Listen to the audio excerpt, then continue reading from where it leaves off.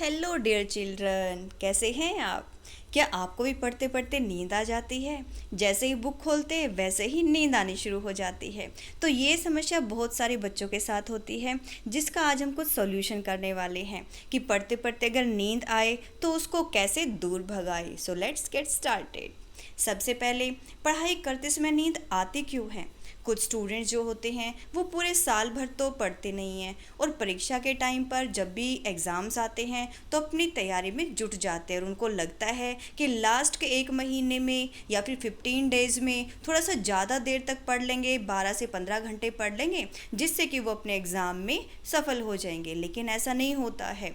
2-3 घंटे में उनको नींद आने लगती है, क्योंकि उनकी बॉडी को उस चीज़ की हैबिट ही नहीं है कि इतनी देर तक बैठ के वो पढ़ सके।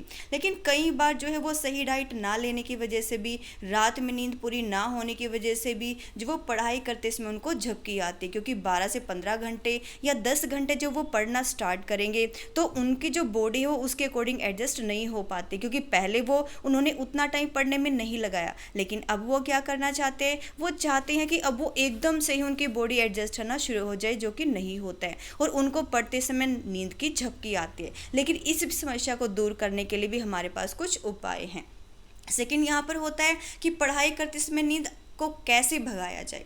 तो जो स्टूडेंट्स जो है, सबसे पहली बात, जो लेट कर पढ़ते हैं या देर रात तक पढ़ते हैं, वो बेसमय, मतलब ये टाइम नहीं होता है, ऐसे नींद आने की समस्या अधिकतर होती ही होती है। क्योंकि इसमें क्या होता है कि स्टूडेंट्स लेट कर पढ़ने से बॉडी कंफर्टेबल जोन में चली जाती है, जिसकी वजह से जो कंफर्टेबल जोन जितना बॉडी को मिलता है उसके अकॉर्डिंग उतना ही जो बॉडी है वो रिलैक्स होना शुरू हो जाएगी और रिलैक्स होते ही हमें नींद आना शुरू हो जाती है। तो सबसे पहली बात, हमें कभी भी लेट कर नहीं पढ़ना चाहिए। लेट कर पढ़ते ही हमारी बॉडी जो है वो कंफर्टेबल जोन में चली जाती है। सेकंड हमारा है यहाँ पर, जो सबसे पहले अगर हम देखें तो पढ़ाई करते समय जो है हमारा जो पोस्चर है वो कैसा है, मतलब हम कैसे बैठकर पढ़ रहे हैं, हम लेट कर पढ़ रहे हैं, बैठ कर पढ़ रहे हैं या घूमते घूमते पढ़ रहे हैं, वो हम कैसे पढ़ रहे हैं वो मायने रखता है। तो पढ़ाई करते समय नींद से बचने के लिए हमें हमेशा सीधे बैठकर पढ़ाई करनी चाहिए, सीधे बैठ करके, ना कि अपने कंफर्टेबल जोन में, कि बहुत ज़्यादा जैसे हम होते हैं कि हाँ हम कंफर्ट हो जाए, कंफर्ट होते ही जो है बॉडी उसको नींद आनी शुरू हो जाएगी।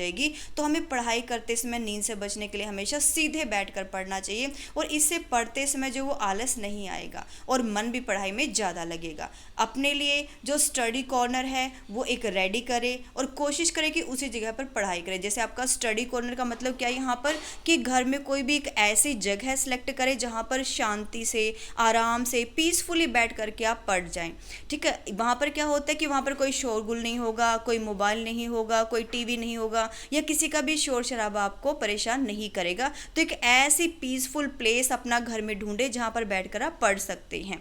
एक और बात इसके साथ, जैसे मान लो टीवी के साथ पढ़ते पढ़ते या फिर जैसे टीवी चल रहा है और आप पढ़ रहे हो, तो उस टाइम भी अगर आप पढ़ते हैं तो तब भी आपकी पढ़ाई अच्छे से नहीं हो पाती है। तो आपको मोबाइल फ़ोन से दूर रहना है और सेकेंडली आपको क्या करना है, यहाँ पर जो आपका टीवी चल रहा होता है या एलईडी चल रहा है या कोई सॉन्ग चल रहे हैं, उनसे थोड़ा हट के, उनसे थोड़ा डिस्टेंस बनाकर ही आपको पढ़ाई करनी है।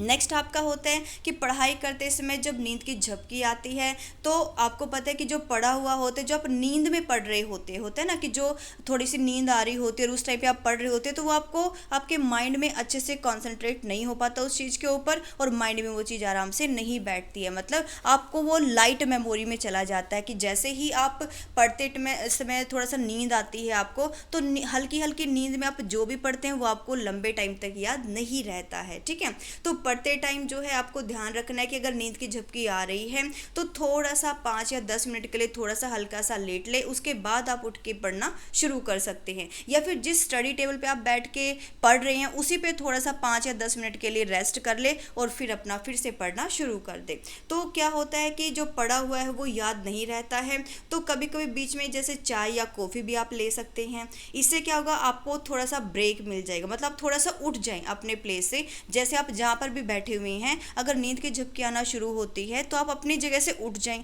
थोड़ा सा फ्रेश हो ले, थोड़ा सा पानी पी ले, या फिर थोड़ा सा आप चाहे तो चाय या कॉफ़ी भी ले सकते हैं। जब आपको नींद आती है तो आप अपना थोड़ा सा फ्रेश महसूस करोगे यहाँ पर। और साथ में ही है क्या है कि आप चाहे तो थोड़ा सा टहल भी सकते हैं, थोड़ा सा मूड फ्रेश हो जाता है, थोड़ा सा 1-2 मिनट के लिए थोड़ा सा घूम ले, अपनी अपने प्लेस को मतलब वहाँ से छोड़ दे, मतलब जो भी आप जहाँ पर बैठे हो थोड़ी सी देर के लिए अपना 1 या 2 मिनट के लिए थोड़ा सा घूम ले, इससे आपका माइंड डाइवर्ट हो जाएगा नींद से।